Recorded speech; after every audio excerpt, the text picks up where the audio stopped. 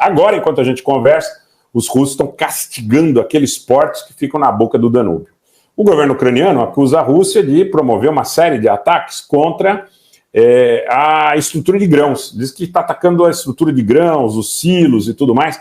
Eu diria que, mais do que isso, que tentando aqui de alguma forma aí sim adivinhar, muito provavelmente a estrutura, e eu já venho falando isso há muito tempo, como falei em luta no Mar Negro, falo na questão da tentativa da Rússia de fechar o máximo possível esse caminho do Danúbio para os ucranianos.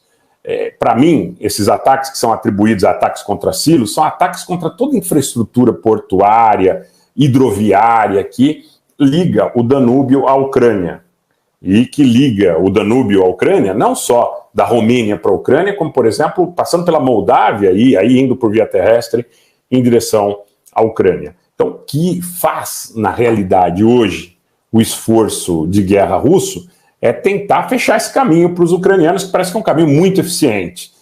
Os ucranianos chegaram a dizer que poderiam quadruplicar a sua capacidade de utilização do rio Danúbio e dizem sempre que o fariam em função da questão da exportação de grãos. Mas há uma grande suspeita de que isso também seja utilizado como um caminho bastante viável, bastante objetivo, menos passível de ataques, até porque quando você transita entre a Romênia e a Ucrânia pelo Danúbio, você está naquele limite, né? Você está no limiar de um ataque russo contra a OTAN. Os ataques que nós assistimos recentemente a esses portos na boca do Danúbio foram filmados a partir da Romênia. Então a gente percebe todo esse movimento e eu acho que nesse sentido é muito interessante a presença do Major-General Agostinho Costa, apesar de alguns dizerem que ele tem uma visão mais pró-russa, né? E quero repetir que a gente está aberto também para ouvir outros generais, inclusive portugueses, que eventualmente tenham uma visão diferente. Estamos abertos, a questão é ter o acesso e que eles aceitem nosso convite.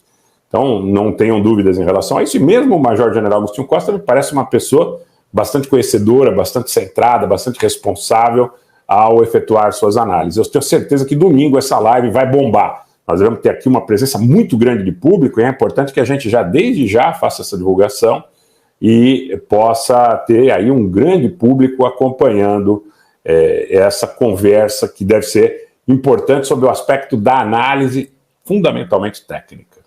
Eu acho que é isso que a gente precisa para entender, são esses interlocutores que a gente precisa para entender a construção do que está acontecendo no território ucraniano. Uma guerra que ela certamente precisará ou de uma composição política onde as partes vão ter que fazer concessões, ambas as partes. Aqui, querendo antecipar um pouco a minha opinião, eu acredito que uma solução militar para esse conflito de caráter absoluto, ela, de maneira imperativa, é impossível, porque vocês têm, ambas as partes possuem armamentos nucleares, poder destrutivo, as alianças formadas e conformadas têm grande capacidade econômica, é muito difícil imaginar que, independente de quaisquer situações no terreno na Ucrânia, se não forem feitas concessões, haja uma interrupção no fluxo de armamentos para a Ucrânia. Da outra parte, é muito difícil imaginar que os russos aceitariam uma solução que os colocasse de maneira politicamente numa saia justa no momento em que eles apostaram muito alto. Então, se não houver uma solução política, você vai ter o espraiar do conflito. Essa é a minha visão, tá? Essa é a minha visão nesse momento e nesse contexto. Claro que existem discrepâncias, alguns que aqui nos acompanham, o Rodrigo tem uma posição diferente. Boa noite, Rodrigo Rocha, seja bem-vindo.